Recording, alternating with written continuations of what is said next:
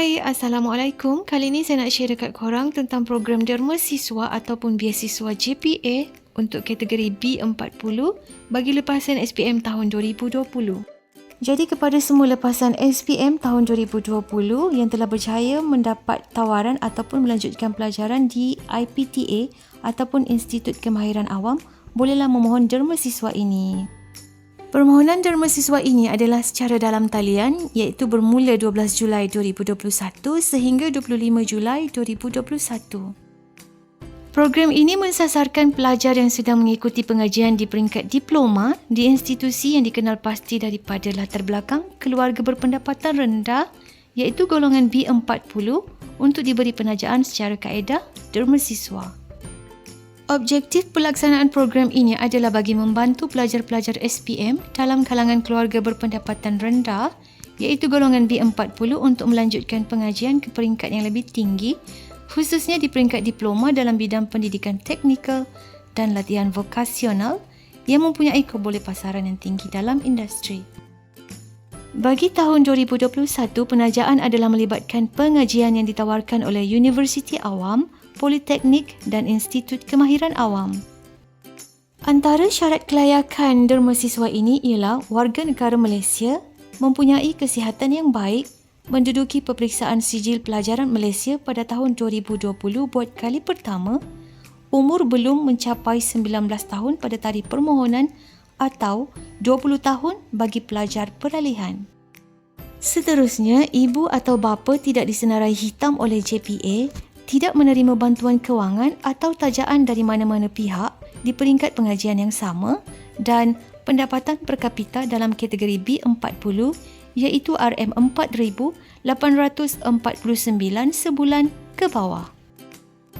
Syarat khusus permohonan derma siswa ini ialah bagi Universiti Awam ataupun Politeknik, pelajar mestilah menduduki SPM pada tahun 2020 dan mendapat kepujian bagi mata pelajaran Bahasa Melayu dan Sejarah serta mendapat sekurang-kurangnya grade C dalam mana-mana 3 subjek lain yang diambil.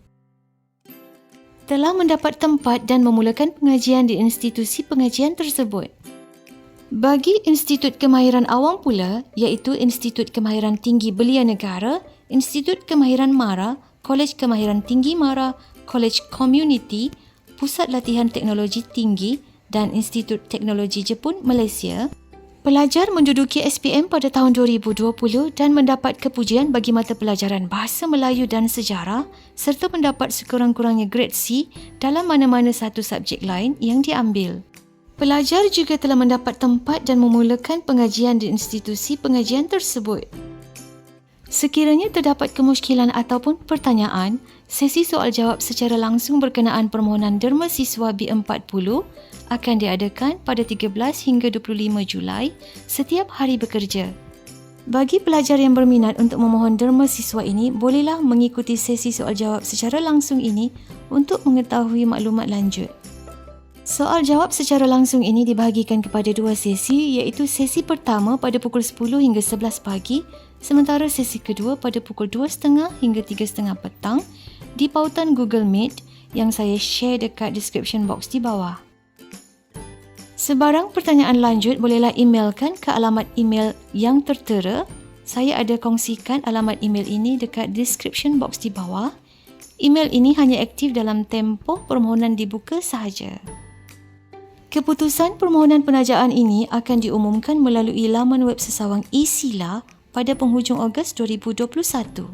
Jika terdapat perubahan pengumuman tarikh keputusan, ia akan dimaklumkan dalam laman sesawang eSila. Korang boleh rujuk kat sana. Sekiranya hendak membuat permohonan, korang boleh layari laman web rasmi eSila. Laman web ini ada saya kongsikan dekat description box di bawah. Sebarang pertanyaan adalah melalui Google Meet dan email derma siswa. Berikut merupakan cara-cara membuat permohonan derma siswa. Korang mesti layari laman web eSila. Kemudian korang akan dibawa ke paparan seperti ini.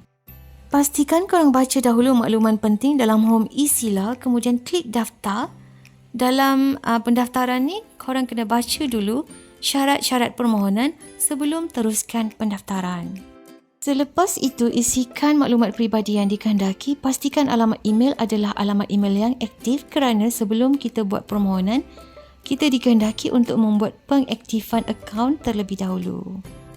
Korang mesti menghafal atau mengingat soalan dan jawapan rahsia kerana ia sangat penting dan mungkin akan digunakan sekiranya korang ingin mengakses semula borang permohonan.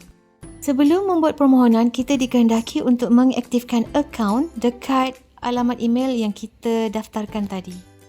Korang kena klik pautan email yang ditunjukkan. Selepas kita buat pengaktifan akaun, korang akan dibawa ke paparan ini. Kat sini korang boleh tengok ada pengakuan, ada profil pemohon, ada maklumat keluarga, maklumat akademik dan cetak slip. Sebelum membuat permohonan, korang kena buat pengakuan dahulu, barulah borang permohonan akan diberikan.